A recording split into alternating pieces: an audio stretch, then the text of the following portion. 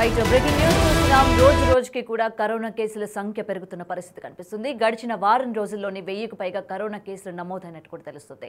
ఈ నేపథ్యంలోని ఈ 24 గంటల్లోని ఎవరైతే కరోనా బారిన పడ్డారో అందులోని ఇప్పటికే 4 మరణించినట్టుగా కూడా తెలుస్తోంది. అయితే 4 ఒమిక్రాన్ కొత్త వేరియంట్ల ప్రస్తుతం యాక్టివ్లో ఉన్న కేసుల సంఖ్య కూడా ఒకసారి ఇప్పుడు చూద్దాము.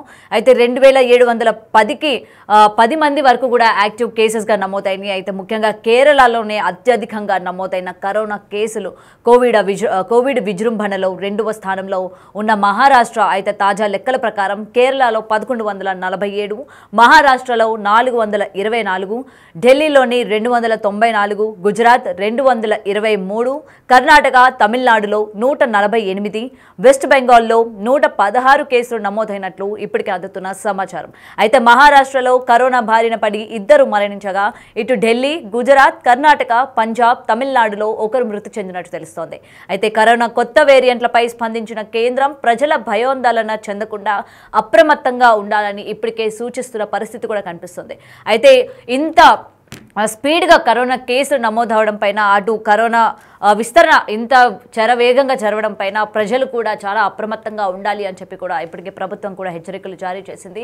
ఇటు ముఖ్యంగా ఈ కరోనా కేసులు రోజుకి కూడా పెరగడంలోని ప్రజలలో కూడా తీవ్రమైన ఆందోళన నెలకొనింది. అయితే గతంలో మనం చూసాము కరోనా కేసులు ఏ విధంగా వచ్చాయి, అలాగే కరోనా విజృంభణ ఎన్ని నెలల పాటు ప్రజల్ని పీడించిందో కూడా మనం చూసాము. అలాగే కరోనా బారిన పడి ఎంతో మంది మృతి చెందిన పరిస్థితులు కూడా మనం చూసాం. మరి గతంతో పోలిస్తే ఈసారి కూడా కరోనా ఇంతే స్పీడ్గా కూడా రియాక్షన్ ఉండడం పైన ప్రజలైతే తీవ్ర ఆందోళన వ్యక్తం చేస్తున్నారు. ముఖ్యంగా ఇటువంటి పబ్లిక్ ప్లేసెస్లో తిరగడం కూడా ఎంతవరకు కరెక్ట్ కాదు అని చెప్పి కూడా ఇటు ప్రభుత్వం కూడా ప్రజల్ని అప్రమత్తం చేసే ప్రయత్నం కూడా చేస్తోంది.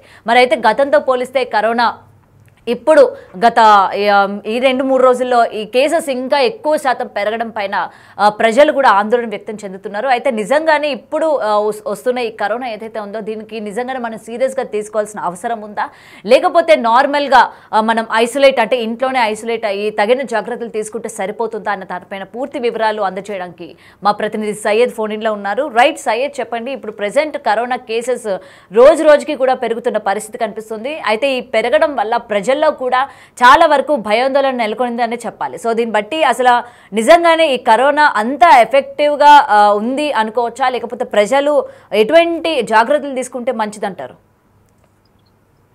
గౌతమి, దేశంలో మరోసారి కరోనా మహమ్మారి విజృంభిస్తుందని చెప్పుకోవచ్చు. అయితే రోజుకు కేసులు కూడా క్రమంగా పెరుగుతుండడంతో కాస్త ఆందోళన చెందే విషయం అని చెప్పుకోవచ్చు. అండ్ ఆల్సో దేశంలో కరోనా కేసుల సంఖ్య ఇప్పటికే 2710కి కూడా పెరిగాయి. అలాగే కరోనా కారణంగా ఇప్పటి వరకు కూడా 7 మంది కూడా చనిపోయారని కూడా ఆరోగ్య శాఖలోని వర్గాలు కూడా చెప్తున్నారు. అయితే ప్రజెంట్ వస్తున్న కేసులు ఎక్కువగా కేరళలో నమోదవుతున్నాయి. కేరళలోని కోవిడ్ ఇన్ఫెక్షన్లు ఎక్కువగా ఉన్నట్లు కూడా కేరళ ఆరోగ్య అదేవిధంగా కుటుంబ సంక్షేమ మంత్రిత్వ శాఖ కూడా తాజా గణాంకాలు వెల్లడించాయి. ఇక ఒకసారి ఆ నంబర్స్ చూస్తే గణాంకాల ప్రకారం కేరళలో ఆల్మోస్ట్ 1147 కేసులు నమోదయ్యాయి. తర్వాత మహారాష్ట్రలో ఎక్కువగా కేసులు మనం చూస్తున్నాం. అక్కడ 424 కేసులు కొత్తగా నమోదయ్యాయి. ఇక ఢిల్లీలో 294, గుజరాత్ లో 223, ఇక కర్ణాటక తమిళనాడు రాష్ట్రాల్లో 148 నుంచి 100కు పైగా కేసులు నమోదైనట్లు కూడా ఇప్పటి గణాంకాలు చెప్తున్నాయి. అయితే గడిచిన 24 గంటల వ్యవధిలోనే 7 చనిపోయారు.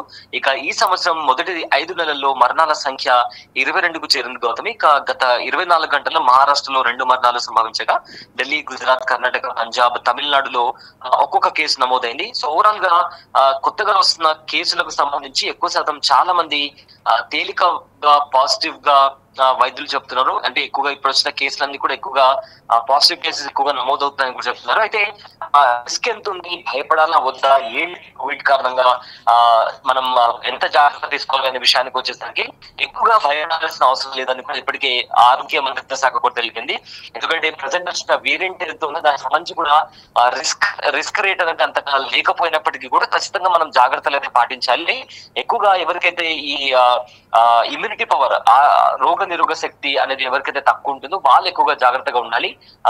మన ఇమ్యూనిటీ పవర్ ని పెంచుకోవడానికి గల ఫుడ్ కానీ, లేదా ఒకవేళ ఏదైనా లక్షణాలు కనిపిస్తున్నా, కోవిడ్ లక్షణాలు మన అందరికీ తెలుసు, జ్వరం వచ్చినా, జలుబు, దగ్గు, గొంతు నొప్పి, ముక్కు కారడం, బాడీ పెయిన్స్ లాంటి లక్షణాలు చాలా తక్కువ ఉన్నప్పటికీ కూడా వెంటనే వైద్యులను సంప్రదించి తగిన జాగ్రత్తలు తీసుకుంటే మరోసారి మనం కరోనాకి అగేన్స్ట్ గా ఫైట్ చేయొచ్చు అని కూడా ఇప్పటికే ఆరోగ్య శాఖ అధికారులు, అదేవిధంగా చాలా మంది డాక్టర్స్, అదేవిధంగా ఎక్స్పర్ట్స్ కూడా చెప్తున్నారు గౌతమి.